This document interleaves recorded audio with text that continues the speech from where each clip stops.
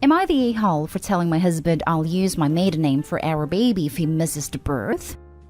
So I am 37 weeks pregnant. Due to several health complications during my pregnancy, I've been told multiple times by multiple doctors that I might have to give birth next week as opposed to 2 weeks from now. Furthermore, that I may actually go into labor this weekend or any time leading up to it.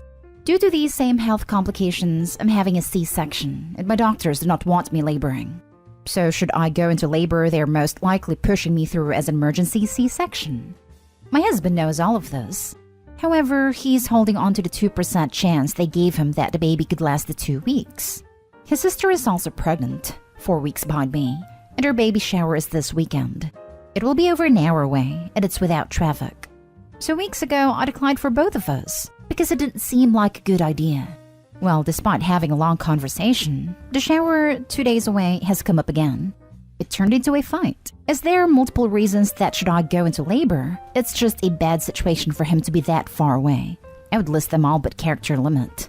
Husband wants to go and support his sister and see his family, and says I'm keeping him on a short lease for something that probably isn't going to happen. I told him maybe he's right and nothing happens, but said should he choose to go and choose to take that risk, that should I go into labor, he would most likely miss the birth or be extremely late. And if he makes that choice, then I would give the baby my last name, my maiden name, versus his family name. Husband said I was an a-hole for keeping him hostage and I'm always planning for worst case, and that my thoughts are going to trigger labor more than anything. I said if he chooses to not be a part of this, should I go into labor, why should the baby bear his name when he would fail on his duty as a father? He has been silent and moody since, only talking when absolutely necessary and saying that I'm trying to take everything from him. So am I the a-hole? Now for the top comments before reading the little update. Not the a-hole. I have had several emergency C-sections. Let me state this loud and clear for everyone not understanding it. Opie won't get to active labor. It won't be 12 plus hours. The minute she shows any sign of labor, they will immediately go into surgery. An hour will not be enough time to get to the hospital, get scrubbed in, and be there for delivery. In fact, Dad will be the lowest rung on the ladder, and if he's not there when Mom is wheeled in, he won't be taken in. This is not a simple birth. This is a major operation, with risks to mother and child. There's no time for waiting for Dad. There's no allowance for him being late. They will not care about him. So yes, he is 100% the a-hole if he goes an hour away from Opie, and a child that will arrive at literally any time. The fact that he isn't bothered by the fact that she would have to go through any part of that process alone is terrible. Dude sounds like he is in straight denial about how precarious his wife's situation is. Even if everything goes perfectly, a C-section is major surgery. And Opie needs someone by her side that she can trust to advocate for her while she's too incapacitated to speak for herself. And his failure to be that person for her will put a lasting dent in their marriage. He either doesn't understand how important this is, or doesn't care. This guy treats this like Opie's holding him hostage, when in fact she only wants him to be there for the birth of their child. And for what? A baby shower? That would be the last thing on my mind in that kind of situation. Not the a-hole. Everyone sucks here, but mainly him. He's prioritizing a baby shower. But you're the a-hole too, because you're using your baby's name as a tool and a bargaining chip. A consequence. I'd more so make it clear that he's abandoning you emotionally if he goes, and that that'll be a huge deal to you long term. Y'all need to get your relationship in order before the baby gets here, or it's gonna get even more tense. And now for the little update. Had a long doctor's appointment. Husband will not be going to the shower, as not only has it been confirmed I have to deliver next week, but I have also been put on bed rest. So that made a decision for him. He did apologize. We had to have a long conversation, and turns out his mother was pressuring a ton of this and guilt-tripping him, primarily about coming down to the shower to see his grandma, who is very old, and it's constantly a question as to how long she has. But we had a long conversation, to which it became clear we need to be low contact with mother-in-law for the time being. She has been starting other drama lately, and this was my breaking point. Next story. Am I the a-hole for telling my sister-in-law she doesn't get to ask for favors after invalidating my pain? When I was pregnant with my son, I was in a lot of pain. I went to different doctors through the course, but didn't receive a final diagnosis until after I had given birth and I switched to a new OB. The pain made it hard for me to walk, and I was vomiting due to the pain on a regular basis. I also had a limp. My brother's wife's sister-in-law was very unsympathetic. More than once, she told me millions of women are pregnant at any given time, and I needed to learn to get on with it. That it was nowhere near as bad as I was saying. You just push through. The last time she said this, I was 7.5 months pregnant, and had just puked in my parents' bathroom and had to get my husband to help me down the stairs because I was crying with pain. It's been almost 2 years now, and I have never been the same with sister-in-law. I told her what she did hurt, but she ignored me and acted like things were fine. Fast forward, and she found herself needing help reworking her resume, and asked me for help because my career was in helping people with resumes and getting back into the job market after an absence. When she asked, I was shocked and pretty damn mad she would come to me that way. I told her she doesn't get to ask for favors after how she treated me when I was pregnant. She was pissed I would deny her help and thinks I'm petty. Am I the a-hole? Not the a-hole. You don't have to give out help just because someone asks. Millions of people rework their resume. It's nowhere near as bad as she was saying. She can just push through. Not the a-hole. And that's not petty either. When someone asks for help, you're allowed to say yes or no. Especially considering your relationship leading up to this, it should have been no surprise to her that you'd not be inclined to help. I wouldn't doubt your decision for a second. Not the a-hole. Just because you were pregnant and lots of pregnant people deal with health issues doesn't give her any reason to be that vile towards you. Not every pregnant person will experience pregnancy the same either. I would tell her lots of people need to rework their resume, so learn to get on with it. Next story. Am I the a-hole for changing my mind and telling my sister they can't stay with me after some jokes she made? To give some background, my sister cannot have kids. She has wanted a kid for a few years, but doesn't want one that doesn't share the same DNA as her. Her words.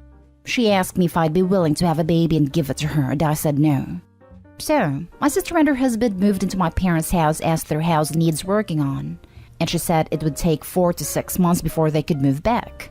My mom wanted to have a family dinner yesterday and had all of my siblings and I over. Before dinner, my sister asked if they could instead move in with us because it's closer to brother-in-law's job than my parents' home is, and she didn't want to live with my parents. I asked my boyfriend if it was okay, and we agreed to let them stay with us instead. That was until she started making jokes during dinner that I seen as red flags. They were along the lines of, "You better hope I don't hide your birth control and you end up getting preggo." I kind of awkward laughed, and then she said, "Maybe I'll poke a hole or two in your rubbers." By then I stopped laughing and started to feel off vibes. I tried to steer the conversation onto something else, but she kept making the jokes. I didn't even last till the end of dinner, and told her I changed my mind about them living with us because I didn't like her jokes. They all said I'm overreacting, but my boyfriend backed me up and said it wasn't funny. We left, and since then my siblings and parents have been calling me a drama queen, and said I blew it all out of proportion and I'm making it seem like my sister is a bad person. Am I the a-hole? Not the a-hole.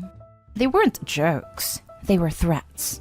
She threatened to sabotage your birth control in order to force you into an unwanted/unplanned pregnancy, which would leave you with 2 choices that you shouldn't be forced to make because it would be a pregnancy that you had no hand in making true.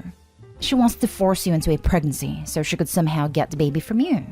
I can see her calling CPS on you for the smallest things in order to force them to take the child away and place it with her. She showed you her true colors. Believe her.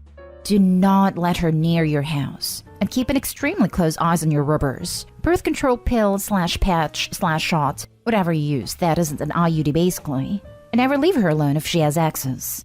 They were not jokes. No one makes jokes like that unless they have a mental disability in which they truly do not understand the impact this can have, meaning they hear people say it, or it's on TV, etc., like they truly cannot understand the issue with us. Or they have a hidden agenda. She has a hidden agenda. She will do this if you let her near your house. Please don't let her move in. This post made me increasingly grateful I had an IUD put in. Not stay home. Not stay home. She asked me if I'd be willing to have a baby and give it to her, and I said no. After the above, I would say that your sister is of questionable mental stability, and you cannot disregard her jokes. It would be best to stay away from her. P.S. Are you twins? If you were, that would really spice up the story. No, we're 5 years apart. I'm 21, she's 26. Not stay home. Not only are her jokes not funny, but highly inappropriate. I'm also trying to understand. So because he said no to carrying a baby for her, she was hoping you would get pregnant. And just what, give it to her? Okay, we've had this discussion before when I was 18 or 19. She asked if I ever accidentally gotten pregnant. Instead of terminating or putting the baby up for adoption, I should give it to her.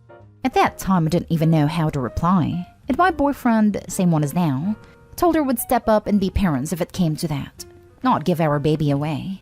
She didn't like that response. Next story is titled, Am I the a-hole for lying about a pregnancy?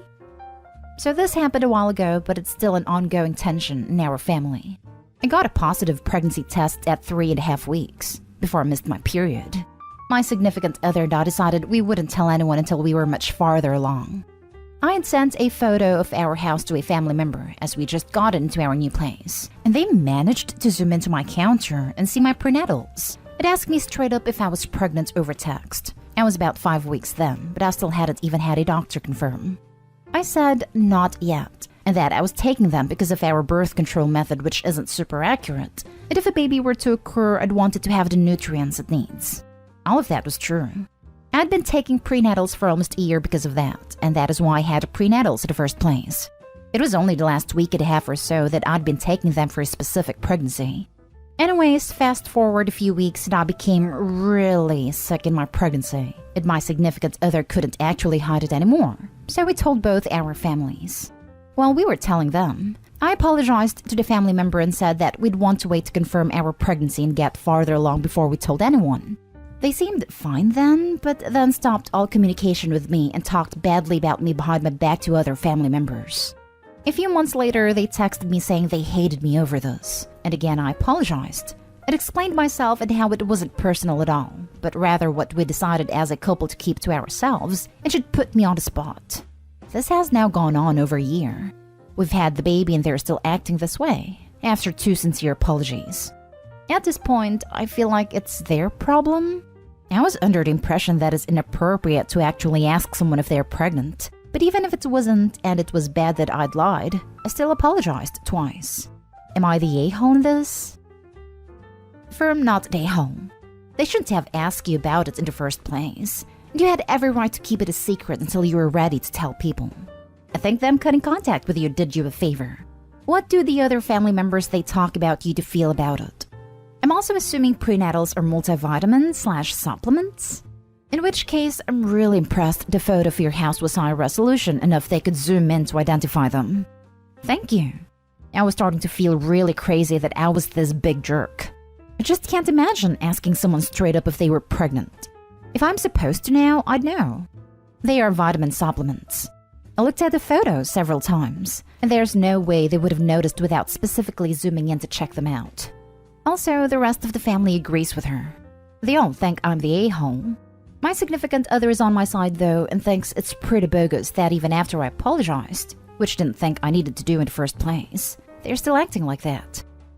Kick her toxic butt to the curb. You weren't required to tell people you're expecting till you were ready to. You've apologized and told her it isn't personal. It's just what you and your significant other had agreed upon. Really? They hate you for this? This is not a well-balanced person. Yet another reason to go no contact. No, you are not the a-hole. Yes, she literally used the word hate. I had a hard time swallowing that too because it seemed so extra over what actually happened. Last story. Am I the a-hole for telling my parents to give up hope on me getting married and giving them grandchildren? So my parents met when they were 25 and 24. They are cliché. My mom was a collegiate cheerleader and my dad was a D1 football player. They got married 4 years later. And 30 years later, they're still together today with 3 adult children. My older sister and brother both being 24 and me being 20. They both really want grandchildren. And right now, I'm the only one that they think can provide. My older brother is gay and is engaged to his fiancée and neither want kids. My sister is also engaged and to a man, but she is likely not to have kids due to her having uterine cancer as a teen, which rendered her infertile. She had no plans on adopting anything more than dogs, so no grandchildren from them. And then they have me. As far as I know, my swimmers are swimming and I'm interested in women, but women are not interested in me. They haven't been since I was first interested in women, and I'm a senior in college now, and it's clear that I should just get used to being single. My parents constantly pressure me about dating and girls. I tell them I've tried and it just doesn't work out. My 6'2" jock of a dad assures me that I should just talk to girls and they love me, just like it worked out for him. But he's not aware of how different his life as a handsome athlete is for me. His ugly, socially awkward kid. My mom constantly says I have low self-esteem, and as a psychiatrist, she thinks she can help. But I know there's nothing wrong with my self-esteem. Recently, while I've visited home, my mom lamented that I have not brought a single girl home, and that she really wants me to give her some grandkids and start a life of my own. My dad said that he's convinced I'm not trying because I'm afraid, which isn't true in the slightest. I told him I didn't feel like talking about my dating life. My mom then very passive-aggressively told me that as my mother, she really wants me to talk to her about this, and that I can talk to her about whatever. I said that this wasn't something I ever wanted to talk about again, and that they wouldn't get it anyway. My dad then said that they were two very good resources that I have if I need help with this. He then said that if I don't get dating in college, how am I ever going to start a family and give us some grandkids? This set me off, and I told them, you both need to give up any hope of grandkids or me getting married. It's not going to happen, and neither of you are remotely helpful. My mom cried and left, and my dad gave me a dirty look and went to comfort her. I then packed up my things and went back to my dorm. My siblings told me I was being an a-hole and completely ungrateful. Told them that they kept pushing me. Am I the a-hole? Not the a-hole. Whether or not you have kids is entirely up to you and whoever you decide to partner with. However, you said a couple of things that don't mesh. One, you yourself said that women aren't interested in you and that you should get used to being single. Then you said that there's nothing wrong with your self-esteem, and implied that your mother suggesting therapy was something completely out of line. Maybe you really don't have self-esteem issues? I'm not a therapist, but saying something like, I should just get used to being single, would draw maybe some slight concern. All that said, no, you don't owe your parents grandchildren, but you should at least consider speaking to someone if you think you are destined to be single.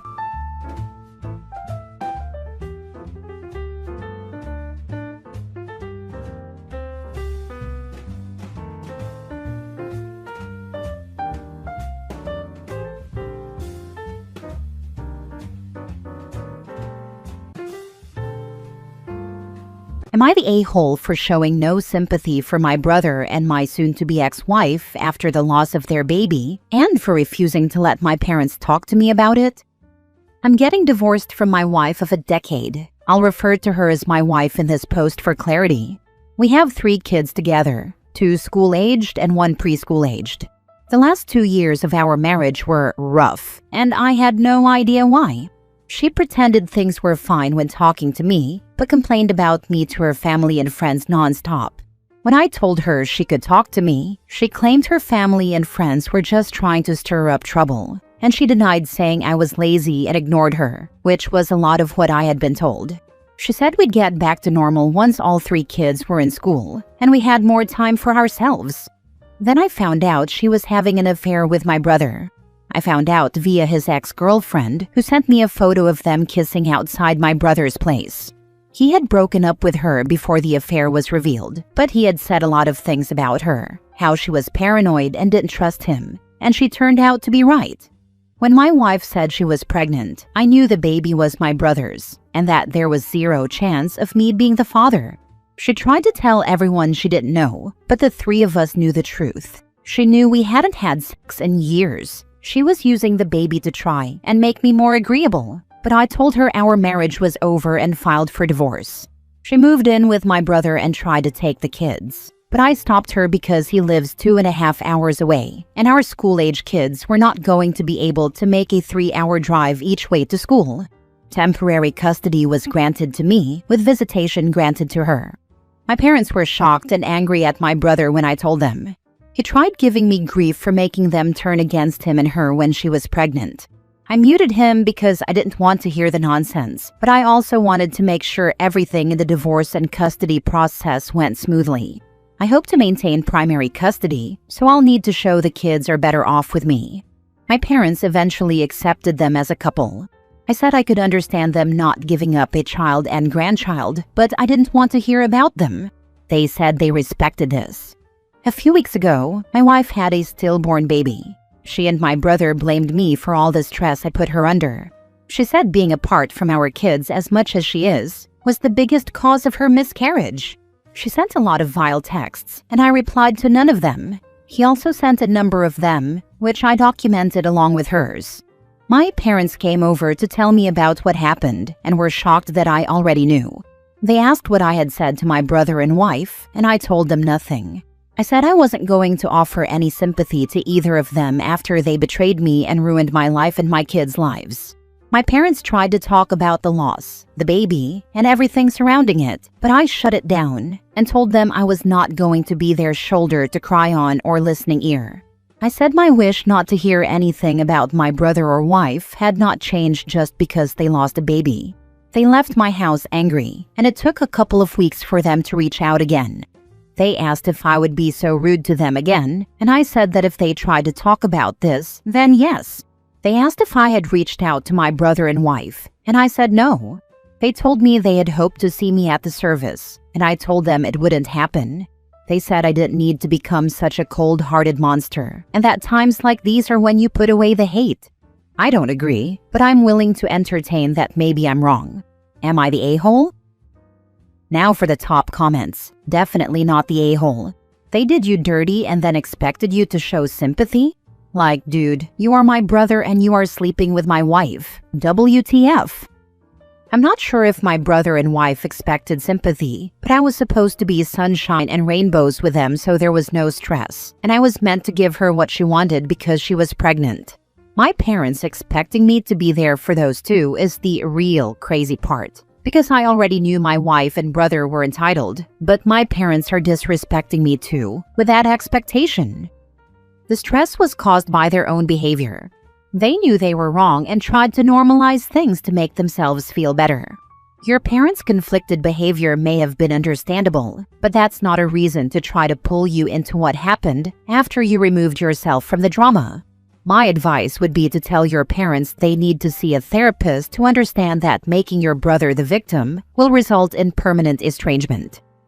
I agree. I have been as understanding as I can of my parents and their inner conflict over this because it's son versus son.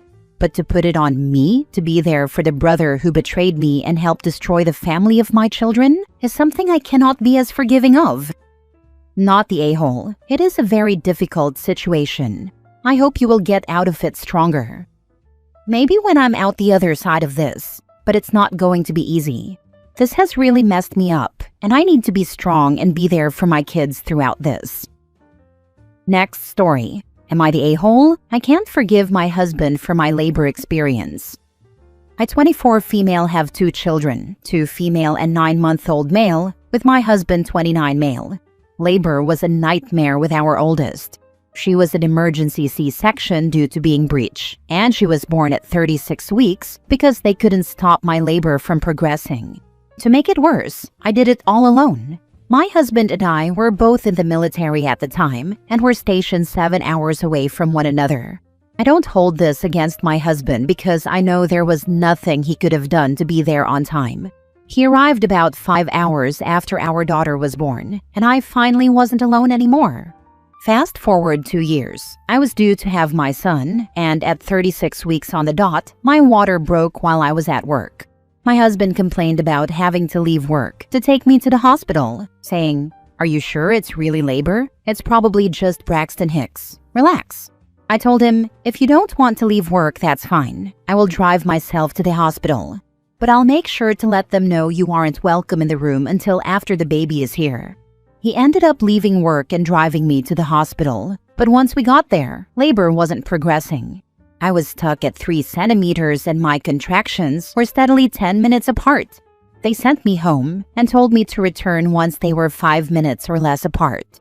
On the way home, my husband again said, "Are you sure they aren't just Braxton Hicks?" Mind you, this was after the nurses confirmed I was in labor. When we got home, my husband decided he was going to go hunting and told me to let him know if labor got worse. He left me alone, willingly, to care for our 2-year-old while I was laboring. My contractions got down to 5 minutes apart. I texted to let him know, and all he said was, "What do you want me to do about it?"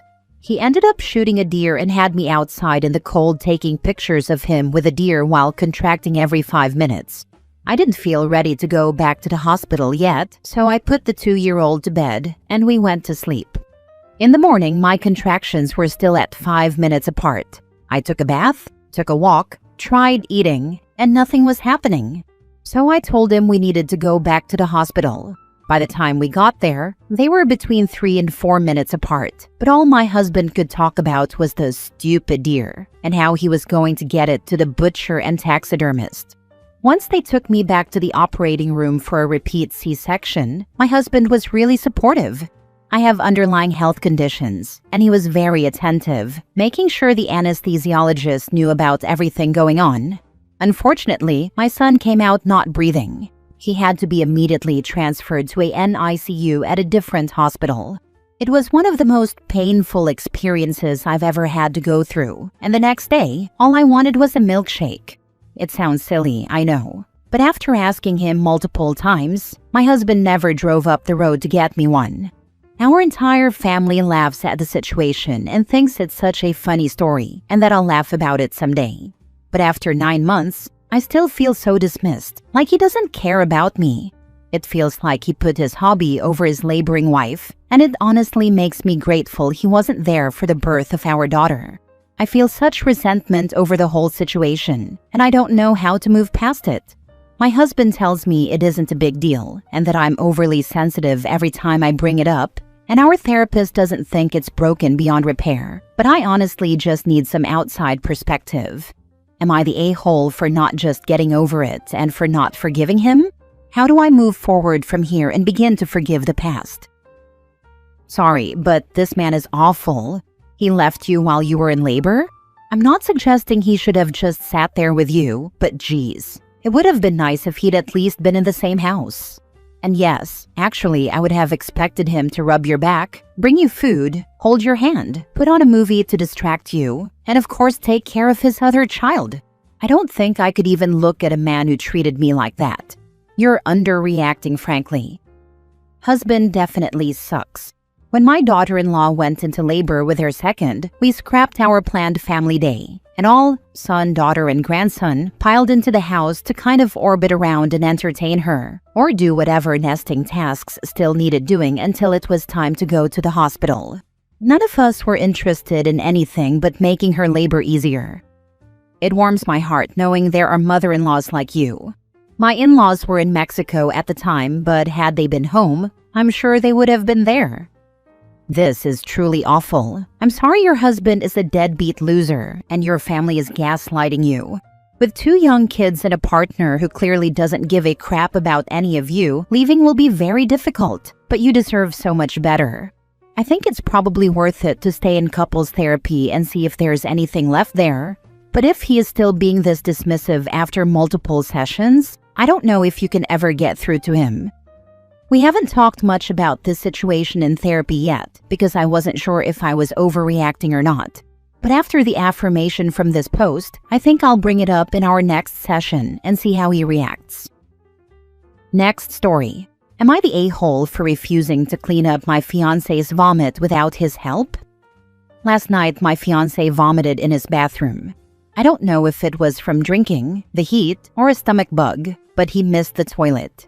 He texted me while I was getting our little one ready for bed, saying he'd vomited and needed help. About 2 hours later, after feeding the dogs and trying to get our 10-month-old to sleep, I went to our bedroom. He immediately told me he vomited and needed me to clean it up. I said I'd help disinfect after he cleaned the chunky part, but it would have to wait until morning because I needed to go back to the baby, who was already screaming again. He didn't respond, and I left. This morning while making his coffee, he asked again if I could clean his bathroom.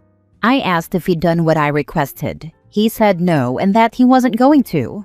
I explained I can't handle the chunky part without gagging, and we went in circles, him telling me to just do it, me saying he needed to help, until he finally said, "You need to figure it out," end of discussion, before going outside with his coffee. 20 minutes later, he came back in, led with "I love you," and asked again. When I still said no, he told me I had to do it and went to his office to work.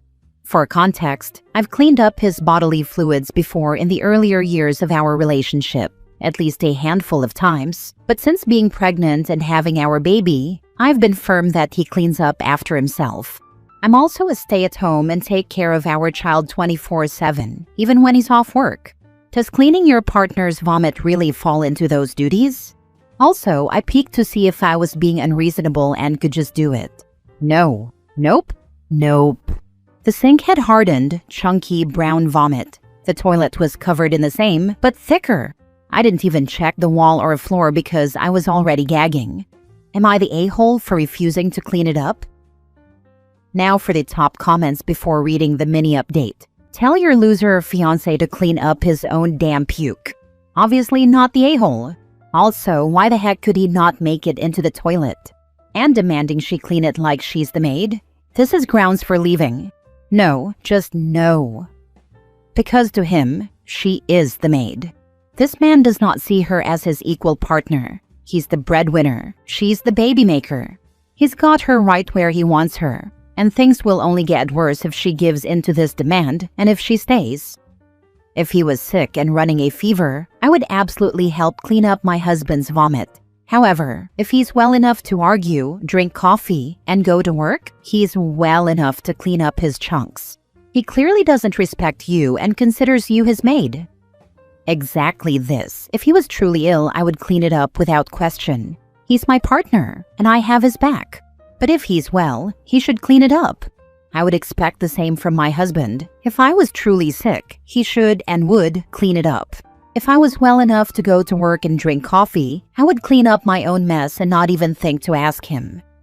I guess my dilemma was just that. What if he's actually sick, overheating or stomach bug, and it wasn't that he had too many beers? The fact that he told me to do it the next day, while he sipped his coffee leisurely, is what's pointing to not sick, and that he's just treating me like a maid. Mini update. He did not have a stomach bug. He was drunk, and I just didn't notice. Remember, I have a baby and my focus is on her. Vomit has been cleaned up by him, after yet another conversation, where I made it clear I wasn't going to do it, and how messed up it was that he'd left it for me. This time, he didn't argue. He just cleaned it up. Thanks to everyone who commented, even the harsher ones. I know it seemed pretty obvious that it was messed up, but certain dynamics can make you question even the clearest of situations. Last story. Am I the a-hole for refusing to let my mother-in-law trial parent our newborn? My husband, 33 male, and I, 30 female, just had our first baby 2 weeks ago. My mother-in-law has always been intense. Before the birth, she kept saying she wanted to be really hands-on because she missed out on raising her own kids. Her words, because she worked a lot. Last night, she came over and asked if she could take the baby for a full 24 hours to get a feel for parenting again before we settle into bad habits. I said absolutely not. My baby is barely 2 weeks old, I'm breastfeeding, and we're still figuring things out. She got upset and said I'm gatekeeping motherhood from her and that this is her do-over. My husband told her gently that we're not comfortable, but she cried and told the whole family I'm withholding her grandchild. Now I've got texts from relatives saying I should let her bond while the baby is young or she'll always resent me. Am I the a-hole for saying no to her trial parenting idea? No freaking way. Not the a-hole. You're not gatekeeping motherhood. You're simply parenting your own child. It's unfortunate she worked all the time with hers, but your baby is certainly not her responsibility. Set healthy, firm boundaries now. Make sure your husband is on board and that he's the go-between. If she continues to act like this, then definitely do keep your baby away. She sounds unstable. 100% this. When someone sounds mentally ill and kidnappy, healthy boundaries include making sure they don't have a key, changing locks if they do, never letting them hold the baby unless you are both there to make sure she doesn't walk out with the baby, never letting them babysit, and shutting down any conversation on this topic so they don't feel validated, unless it immediately goes to, please let me help you find a mental health specialist. You may even want to seek counseling yourself if you need support dealing with this level of intrusion. I wish you all the best. Absolutely not the a-hole. My mother did something similar when my daughter was about a year old. Time to bond, make up for things I didn't do before for you, blah blah blah. She ended up kidnapping my daughter, and I had to go track her down in another state. It took me a month to find her. Tell the relatives who are trying to make you feel bad to F off and provide her with their children if they feel that strongly about it. Oh my God, how awful. I can't imagine the pain, anxiety, and horror you went through. I hope she is in jail. Of course not. No charges were filed against her or me.